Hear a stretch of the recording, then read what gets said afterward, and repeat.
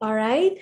Um, a very good evening to one and all. Thank you for joining us in this live session. We have a very exciting session today. We have Cheryl Brennan from Charles Darwin University. Hi, Cheryl. Welcome to the session. Hello, thank you. Thanks for having me today. Thank you. I was hoping that we can shed some light to our viewers on Charles Darwin University and also talk about the latest courses that Charles Darwin is offering, why someone should choose Charles Darwin, what are the USP, and what they can expect when they move to Northern Territory to study. Just an overall roundup of everything about Charles Darwin University. So, to start with, Cheryl, can you tell our viewers some of the USP about Charles Darwin University and why a student should choose Charles Darwin University? Sure. I think a lot of times students come to a regional area because they're seeking, to get that, all of the extra benefits of being in a regional location. And of course, we have that available. And I know that you can speak more to your students about that another time. But there's that, of course. And there's just the fact that the university has got such great employment graduate employment rates, for full-time employment for our graduates, as well as graduate starting salaries.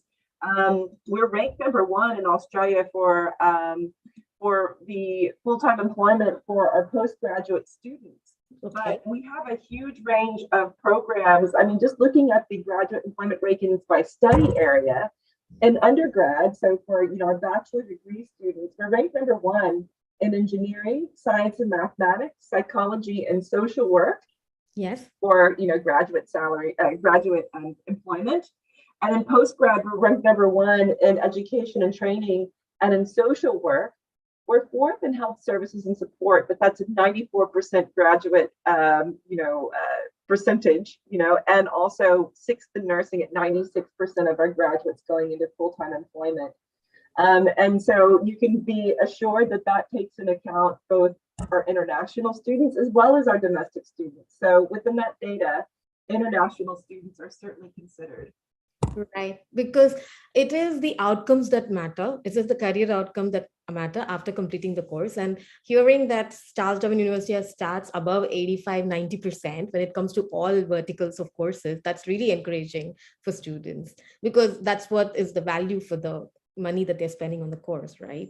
Absolutely. I mean, return on investment's huge. Also, I think just having a job, something meaningful to do in your life is really important, regardless of money that's being made. Yeah. To really have a place in your community, to have a meaningful career is incredibly important and I think satisfying to our students. And that's what we offer. We're really looking at making sure the programs that we offer will lead to good employment opportunities.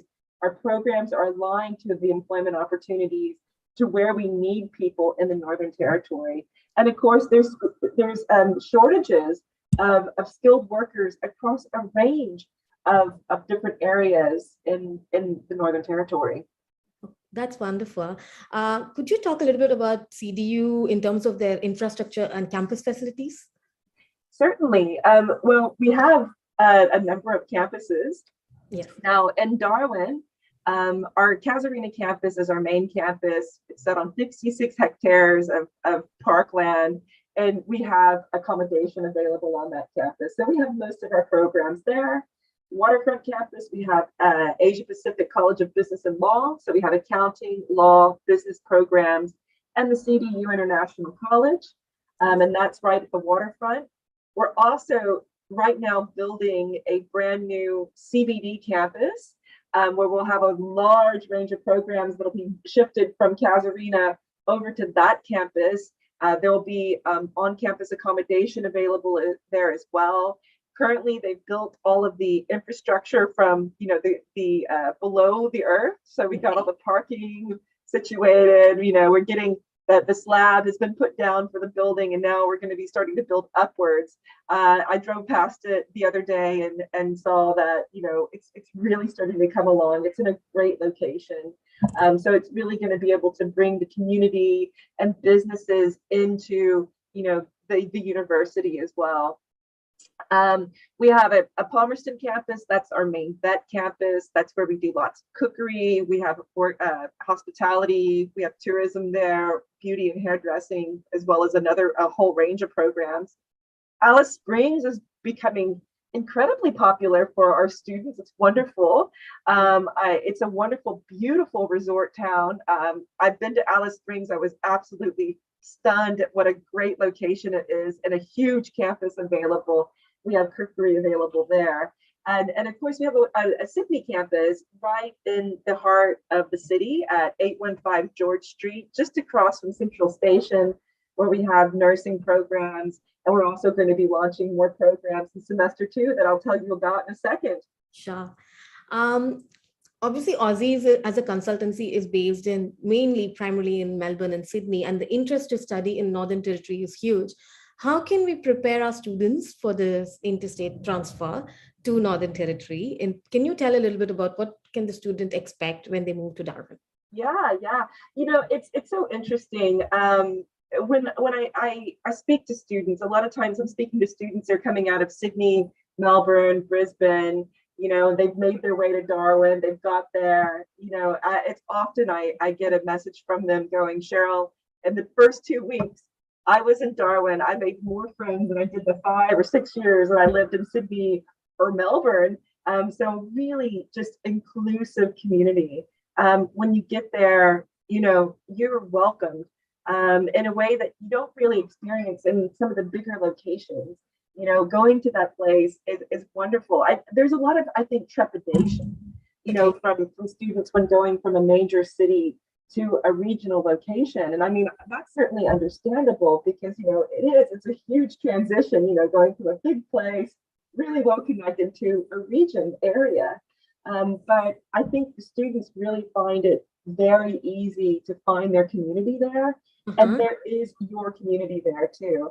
It's incredibly multicultural. Of course, you've got, Western influences, of course, the Australian influence. You've got a wonderful, very, very rich cultural, Aboriginal community there. So you get a lot of culture that you don't see in other locations. And of course, you've got 65, 70 different nationalities living there. So you're going to have access to your own food. I think for me, that's really important. I mean, I'm not Australian either.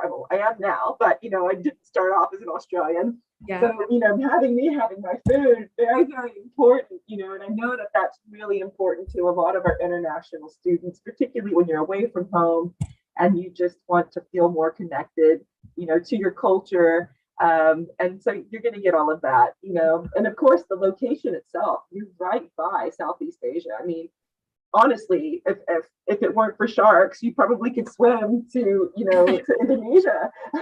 So close. You're only 5 hours from southern China. You're only 4 hours away from Singapore and from Bangkok and Saigon. So, that location wise, it's just a real easy travel. I think a lot of students are concerned about weather. But a lot of our students find that they love the weather. They say it's just like home. So it is kind of a soft landing for some students when they feel like they're a little more connected to like what they were used to back in their home country. Sort of like a home away from the home feeling, I guess. Yeah, it really is. And that community there, it's just wonderful. And the fact that you're in a smaller place means, well, there's not as much competition for jobs. Yes. There's certainly shortages for, skilled labor, across the territory. And, if you really make a go of it, if you really get out there, you really start to kind of experience your community, you can become a celebrity there. It's a perfect location to go to when you want to make a difference. Okay. And we've got those opportunities available. Sure. I wanted to talk next about some of the courses and throw some spotlight on the courses that are in demand. I want to talk about teaching qualification because I know CEDU offers an array of teaching qualification. Could you tell the viewers what are those, at what levels are they offered, and what specialization are those?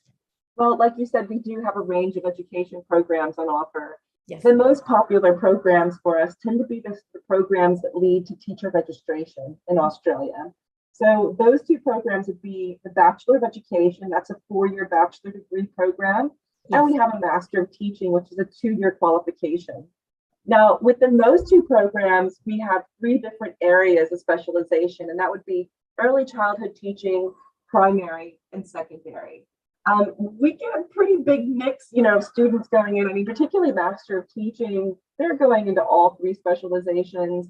A lot of international students feel more confident going into early childhood teaching. And I think the reasons for that just tend to be, as a non-native speaker, sometimes it could be kind of intimidating working with, older students. Yeah. But that said, we get students going all over. Those programs are accredited by the Australian Institute for Teaching and School Leadership and by the Teacher Registration Board of the Northern Territory. You can work in any state and across Australia or territory across Australia, and also in other countries around the world with this qualification. Sure. I just want to talk particularly about the Master of Teaching course. I recently heard that the English requirements have been lowered and the program is more accessible. Could you talk a little bit more about that? And at the same time, what other requirements are there? Is there any statement of suitability that the students have to submit? Yeah, sure. Well, okay, so the English requirements haven't been lowered, but I think that they've been relaxed somewhat. We used to only accept IELTS academic for Master of Teaching, but now we accept Pearson test of English, so that's the PTE, and we also accept the TOEFL IBT exams to gain entry to those programs. Right. Now, if you are a student, and probably many students, if you're onshore, you've already completed a qualification in Australia.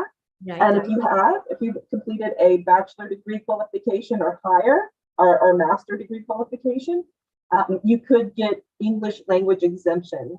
So you wouldn't need to submit an official English language exam to get into that program.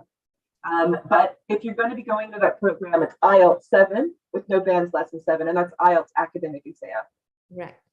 And also, for the Master of Teaching secondary, the students may have to choose a major subject area, the minor subject area, on what they would choose to specialize in future, as well as there could be other requirements too. Could you talk a little bit more about those entry criteria? Sure. So yes, you do have to submit a teaching capability statement to qualify for the program. All of the applications for Master of Teaching go to the education course coordinator. The course coordinator will make an assessment based on previous study. Right. And well, usually, they'll let our team know. Of course, students can say, they can indicate, hey, I want to have, like for secondary, I'd like my specializations to be in biology and chemistry. Yeah. And if you have the relevant, background education, then that's certainly not an issue at all. But sometimes the course coordinator might say, well, this is what would be, that specialization within that particular major. And sometimes you get applicants where they want to do secondary, but they're really probably more suited for early childhood teaching, right. Vice versa. And our course coordinators will come back and let you know what they think. There's certainly been instances where students have been told, well, you need to go into secondary. We're able to kind of come back and explain, more about their rationale for why they want to do early childhood teaching. And that can be fixed up too down the track. Okay. No, I'm glad CDU is making a part, taking part in helping with the decision making there. I also want to talk about emerging trending courses in technology. And I can see that CDU is certainly taking a forefront in coming up with exclusive 2-year qualifications for data science and cybersecurity as well. Yeah. Could you talk a little bit more about those programs, please? Yeah, well, first off, I want to say that within, those Master of IT programs, you don't have to have a cognate background qualification. So if you want to be somebody, hey, you've done something else and you want to requalify, respecialize into something, you can join IT. Right. And also the entry requirements for English, a little bit lower. They're standard entry requirements at 6.5 with no bands less than 6 for our IT programs. Right. Another reason why IT is so popular for CDU is that we have an IT code fair. And if you Google it, like anyone listening today, just pull your computer out, Google CDU IT code fair. We have a whole website dedicated to this. And all of our students take part with projects that they do to go to this IT code fair, which is funded by the Northern Territory government. Okay. And we get 50 or 60 different businesses also attending this code fair. Okay. And about 20, 30 students are hired right out of their code fair experience into, into graduate positions in the Northern Territory. And the number one employer for our IT graduates is the Northern Territory government. Yes. Now you had mentioned Master of Data Science. Yes. Wonderful program. We have, I think, maybe one of the only Master of Data Science programs that is accredited by the Australian Computer Society. Mm-hmm. So this program has, all the benefits of taking a program that is, professionally accredited. Yes. It also is available not only in Darwin at the Casuarina campus, but we are now launching that for semester 2, which would be the August intake for Sydney. And you mentioned IT cybersecurity, Master of IT cybersecurity, very, very popular again, a wonderful program. And that program is also available in Sydney from semester 2. So you've got Darwin, you've got Sydney as your options. Maybe you want to have, an experience of living in the region for 1 year and then living in Sydney for the next. You can do that too. So you've got some flexibility with having multiple campus locations to choose from. Right. And it's great that they're professionally accredited as well. And they are emerging to be the top rewarding careers in tech for sure. And it's increasingly popular among students as well. I want to talk about a unique program that CDU has, which is Masters in Medical Laboratory Science. Considering COVID and even in this post-pandemic world, I guess this course will play a huge role. Could you talk a little bit more about this and its accreditations as well? Yes. I mean, a medical laboratory science is accredited and professionally accredited as well. And that program is really interesting, I think. We get so many nursing students. And of course, with nursing, it's so popular. It's really hard to secure a place. We're not even taking new applications at this stage for 2023 for nursing. So people are looking for alternatives. Right. And they want to be in the health sector because, like you said, that's growth industry. Right. Now, medical laboratory science, I think in some ways is more interesting than nursing.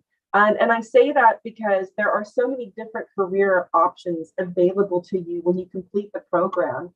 Right. So nursing, you're going to be working for like a hospital or some sort of, care provider, working as a nurse, right? It's pretty standard what you're doing, and it's going to be in health industry. But in medical laboratory science, you might work for a university doing research. Yes. You might work for a pharmaceutical company. Really, those are very well-paid positions working for pharmaceutical companies.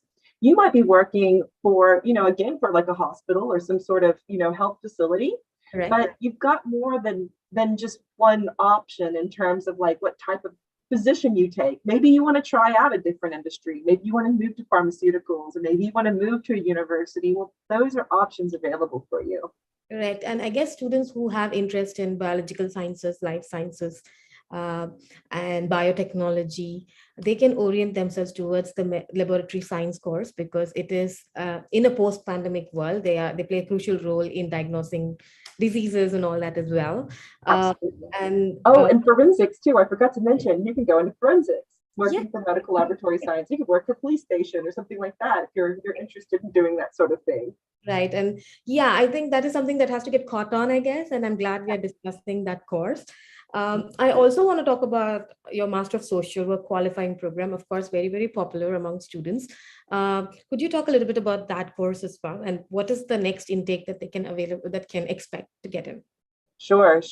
Medical laboratory science, by the way, that's available in semester 1, 2022, as is the Master Social Work qualifying. Yes. Now, Master Social Work qualifying, incredibly popular course, maybe one of the slightly harder ones to get into. Yes. Because it's a qualifying program, that means you can't have done a Bachelor of Social Work in Australia and then go into our Master. Our Master is suited for people who maybe have done their Bachelor of Social Work overseas that want to become social workers here. It is an accredited, professionally recognized program. Or maybe, you've done something like linguistics or you've done, something around behavioral or social sciences, but you need to have 8 units of behavioral or social science courses having been done at your bachelor degree qualification. Right. So what we do is look at your application and see that you meet those requirements. You also need to have an IELTS 7 or with no bands less than 7 for the social work program. Right. So, and then of course you have to have a bachelor degree qualification that is Australian equivalent to a bachelor degree qualification. So, I think there's lots of interest in it, and certainly the employment opportunities in the territory are incredible for social work. You definitely going to find employment in that area and in the territory for sure. Yes, and I believe CDU's courses are AASW accredited as well. Yes, they are. And while, yes, cognate bachelor's background in psychology, humanities, behavioral sciences also very, very important. And yes, it can be said that it's tough to get through, but at the same time, it is very important to give awareness about students about what sort of background that you have to come from. Yeah, and it's interesting too, because a lot of times students, you may not realize it, but if you have a Bachelor of Business with a major in human resources, well, you would qualify for the Master of Social Work. Oh. So again, you think of outside the box, it's not just behavioral. Behavioral and social sciences is pretty broad. If you think about it, it could be you've taken a language. Yeah. If you've studied Mandarin or whatever language, you could qualify. Okay. If you've done gender studies, or so there's so many different areas that would kind of fall under that behavioral and social science umbrella. Yeah, umbrella, exactly. Oh, that's a pro tip. Thank you, Cheryl. I didn't know that. I think I should think from the direction. Yes. Now, I want to talk about masters in engineering at CDU because we have plenty of Indian students who seek our services, and mainly they have a bachelor's in engineering, a 4-year degree, and they are looking to do a technical master's here rather than just an engineering management master's. So can you talk about the different kind of technical specialization that are available with the Master of Engineering? Sure. Well, okay, this is really great you asked this question because we have a brand new program too, and I'm going to mention that. So we have 2 Master of Engineering programs. Now, Master of Engineering, we have civil and structural, electrical and electronics, and mechanical. Yeah. Now, sometimes, and at 30%, usually around 30% of our applications that come through, students may want to change. They've done civil and structural, they want to go into electrical, or maybe they've come from a background of being an architect, but want to now become an engineer in civil and structural engineering. Well, as long as you meet, and you might even have done business, who knows, but as long as you have the relevant background in physics and stage 2 mathematics, which are very important for engineering, you might also potentially qualify for the Master of Engineering 3-year program. So that program, is really designed for people who have not that perfect cognate, background going into that master, and that's about 30% of our applications. What I would say is, to any student, my advice would be apply for the 2-year program. Right. We can look at your qualification. We can make that course coordinators make that assessment. Right. And then we can let you know whether or not you meet that or if you can go into the 3-year program. Yes. I think CDU is one of the few providers that have a Master of Engineering that is a 3-year program. Yes. And our programs are accredited by Engineers Australia. We were the first university in Australia to be recognized under the Washington Accord. Right. Wonderful. Well, that we've covered most of the courses that we wanted to discuss. Could you talk a little bit about CDU's scholarship and some entry requirements around the scholarships as well? Sure. So at the moment, we only have one scholarship available in semester 2. That's the Vice Chancellor International High Achiever Scholarship. Now, that scholarship is pretty high award, and we're waiting for confirmation on a few other scholarships. And by the way, that will be updated on the CDU website. Right. We have a webpage that's just dedicated to international scholarships. So you can always go back have a look, and see whether the study in the NT scholarship or the Destination Australia has been launched. Now, the Vice Chancellor, you need to have a 95 percentile score and your highest completed qualification. So you're going to be really an excellent student. Now, I'll tell you, we get a number of applications for Vice Chancellor. Everybody's very highly qualified, everybody's Okay. got the same grades and stuff. So what you have to do is fill out this form and tell us about yourself.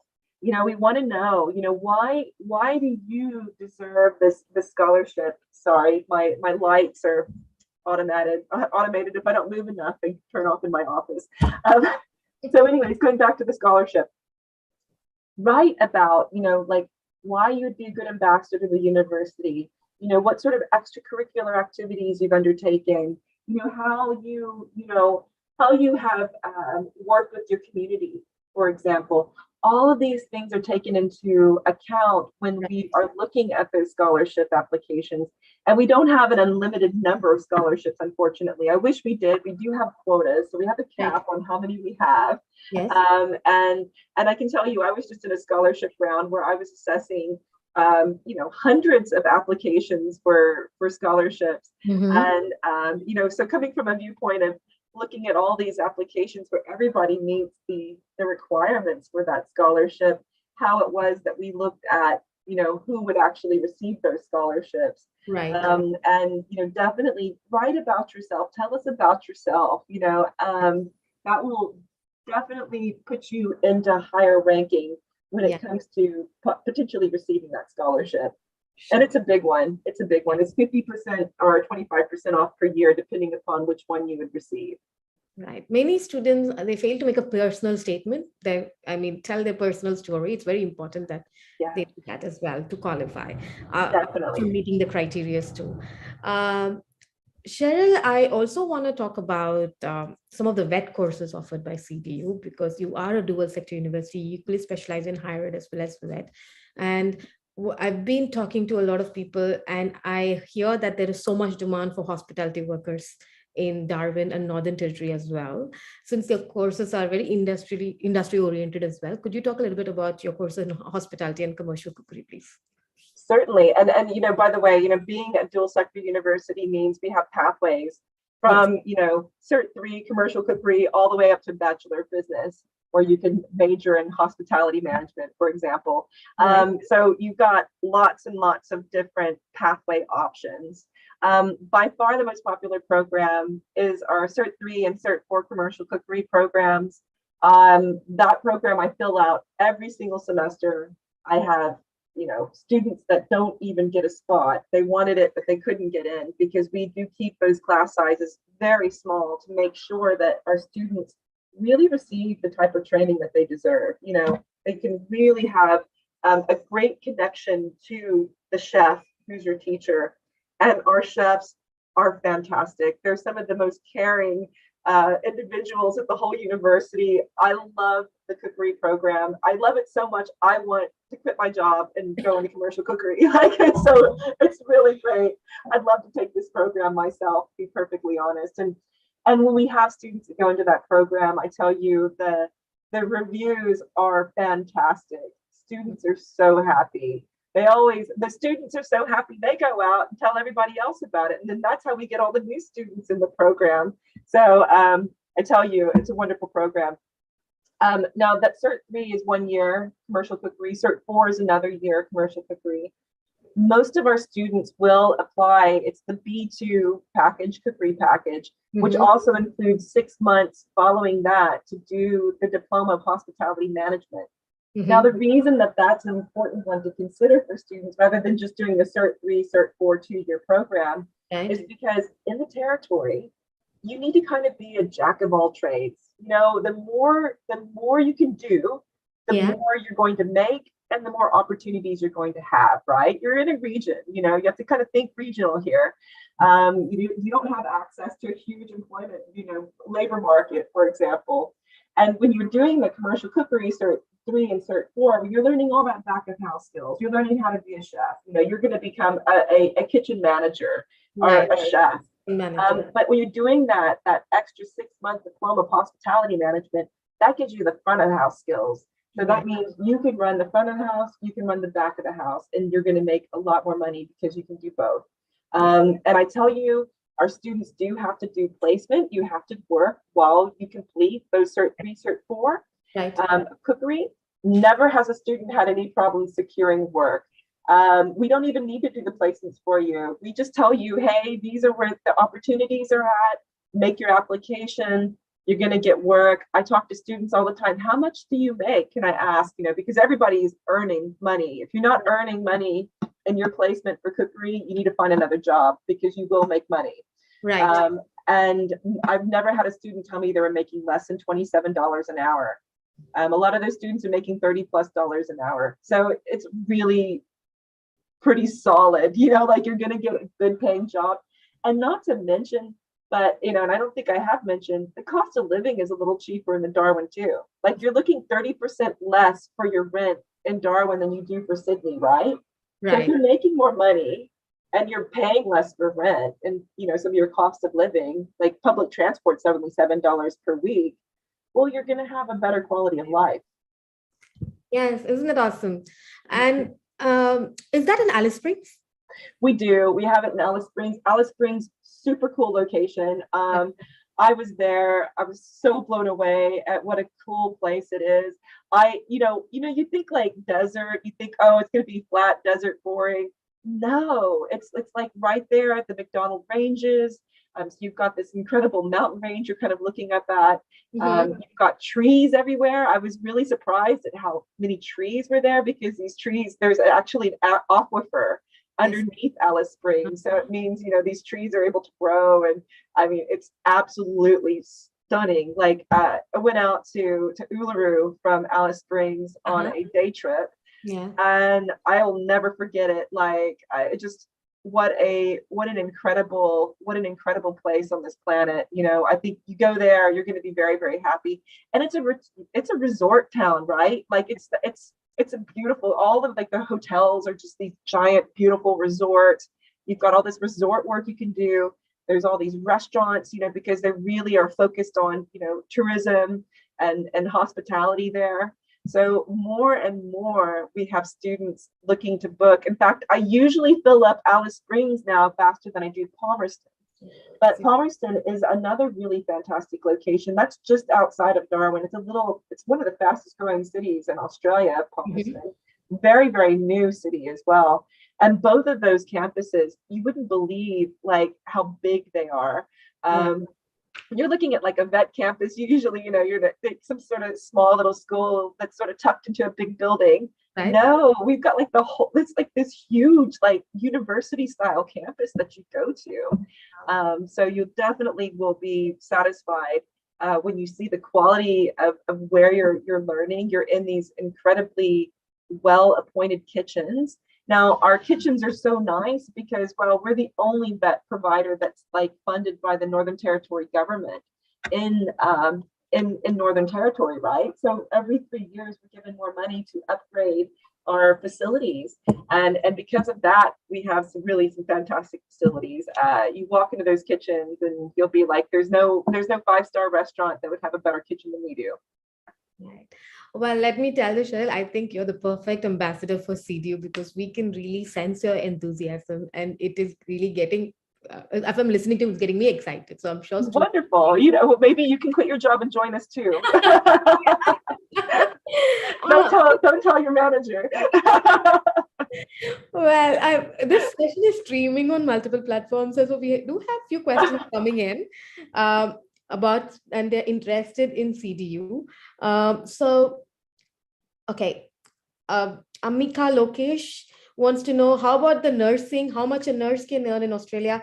Well, I guess they want to know about CDU's nursing courses, and then we can give a perspective on the earning potential. Yeah. Of course. And I mean, nursing so popular, so popular. In fact, we have 4,000 nursing students. Well, look, I'm so sorry to say this to you, but at the moment, we're not accepting applications for semester 1, 2023. That's our next intake, right? Yeah. The reason for that is because we're waiting for ANMAC, to confirm the number of nursing placements that are available. So, each semester when you study nursing, you have to do, your simulation lab experience, and then you do your placement.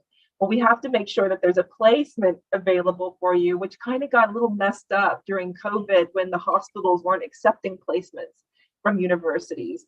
So at the moment, unfortunately, can't take that application. That's not to say we won't have a semester 1 2023 intake. It's just to say that we have to wait and make sure we know the exact number of placements available. Once that's open, all of my education agent partners will be notified. Anybody who's already submitted an application will be notified. Right. It'll be very important for students to, apply and accept their offer as quickly as they can complete their application, because the places do go very fast. In fact, last year, my places sold out, I think 3 months after we were starting to accept applications. Okay. So yes, it goes very, very quickly. I think, it might be a nice idea, if you're thinking about going into, health, the health industry, to look at other places that you can work as well. Nursing is not the only place available for health professionals. It's not the only professionally recognized qualification that we offer. There might be, like, for example, we were just talking about Master of Medical Laboratory Science. That is wonderful career opportunities in such a huge range of industries, not just in health industries. We've got things like, we've got Master of Nutrition, Master of Dietetics. We have Master of Public Health and Health Research. So again, there's lots and lots of places to go to. But nursing, unfortunately, can't take that application right now. I hate to tell you. Right. I guess we would inform our viewers once we get news from CDU about placements being organized. Now, obviously, the other question was how much nurses can earn in Australia. Of course, health sector nursing is very, very rewarding. So I read some stats from National Skills Commission database, and it is expected to grow up to 51% in the next 5 years. So, and the average median pay for nurses, especially if you're a registered nurse, it actually starts from $80,000 per year. So a very, very rewarding as well as personally satisfying career as well. If you are someone oriented towards care and servicing others, it's a great career option. Yes. Ragesh Trishur is interested in human resource courses or human resource specialization. So do you have any courses that has a specialization in human resource? Well, okay, so we don't have a specific program. What we do offer is a Master of Business Administration. Yes. It's Master Business Administration and Sustainability, Sustainable Management, Sustainable Leadership. Yes. That program is 2 years.